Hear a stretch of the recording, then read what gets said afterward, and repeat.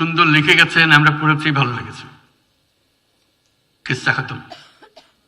সে শিক্ষা নিয়ে চাকরির জন্য দৌড়াদৌড়ি করো, তোমার চাকরি কোথায় কোথায় আছে আমরা খোঁজ দিই, কিচ্ছু বলেনি। আমরা নিজেকে নিয়ে ব্যস্ত থাকি। বেগম রোকেয়াও নিজেকে নিয়ে খুব ব্যস্ত থাকতে পেরেছিল, তার বহু কাজ ছিল, কিন্তু কোনো কাজের মধ্যে সে সমাজকে বালতি করেনি। সবসময় সমাজকে নিয়ে করেছে। তার যে কল্পনা শক্তি তার সাহিত্যে সে প্রকাশ করেছে, যে ভবিষ্যৎ চিন্তা সে করেছে। একটা বাক্য দেখে অবাক হয়ে গেল, যে বলছে যে নারী কন্যাদের লেখাপড়া শেখাও যাতে তার অন্ন উপার্জন করতে পারে।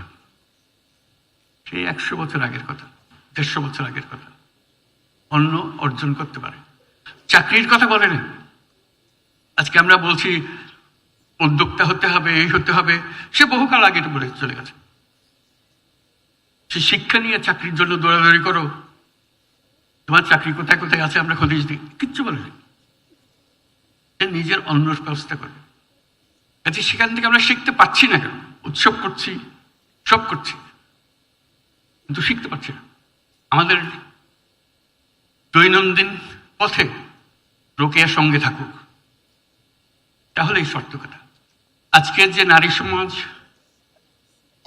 গণ অভ্যুত্থান পরবর্তী নারী সমাজ, সেটা ভিন্ন নারী সমাজ, নতুন বাংলাদেশ গড়ার নারী সমাজ।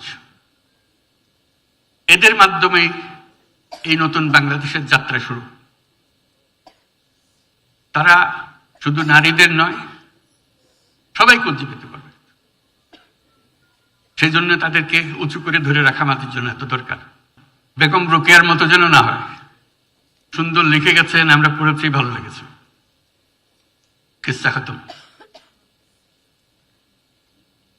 ঝাঁকুনি দিতে হবে।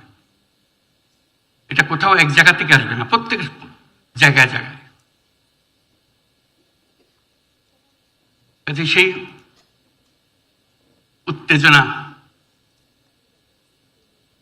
সেই চেতনা নিয়ে আমাদের নতুন বাংলাদেশ গড়ে উঠুক। তাদেরকে সামনে রেখে তারা যে পথ আমাদেরকে দেখালো, দুনিয়ার সামনে উঁচিয়ে ধরল, সেই পথ আমরা দ্রুত যেন নিয়ে যাই।